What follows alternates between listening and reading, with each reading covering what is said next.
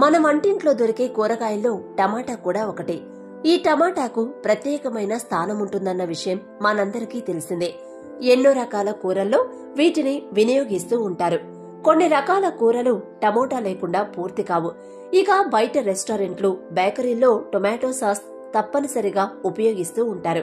కర్రీల్లో gravy, taste కోసం టమాటాను కొందరు అధికంగా వినియోగిస్తుంటారు. అయితే కొందరు టమాటాను కూరల్లో మాత్రమే కాకుండా నేరుగా తీసుకుంటూ ఉంటారు.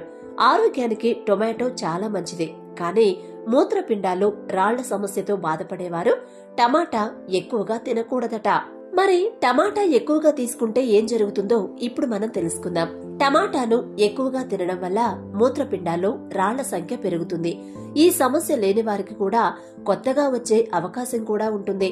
టమాటాను ఆక్సాలిన్ అనే పదార్థం ఉంటుంది. ఇందులో విటమిన్స్, కాల్షియంతో పాటు ఆక్సాలిన్ అనేది మన బాడీలోని యూరిక్ యాసిడ్ తో కలిసినప్పుడు చెడు జరిగే అవకాశం ఉంది. ఆక్సాలిన్ ను యూరిక్ యాసిడ్ శోషించుకోవడం వల్ల కిడ్నీలో చిన్నగా రాళ్లలాగా ఏర్పడతాయి. క్రమంగా ఇవి పెద్దగా అవడం ద్వారా మూత్రానికి అడ్డుగా ఉంటాయి.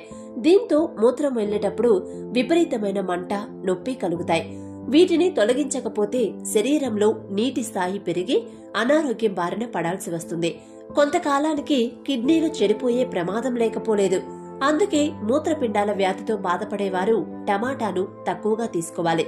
బీపీ, డయాబెటీస్ వ్యాధితో బాధపడేవారు కూడా టొమాటోను తక్కువగా తీసుకుంటే మంచిదని వైద్యులు హెచ్చరిస్తున్నారు. కిడ్నీలో రాళ్లు రావడానికి లేదా వాటి ఎదుగుదలకు ఆక్సాలిన్ అనేది చాలా ప్రోత్సహిస్తుంది.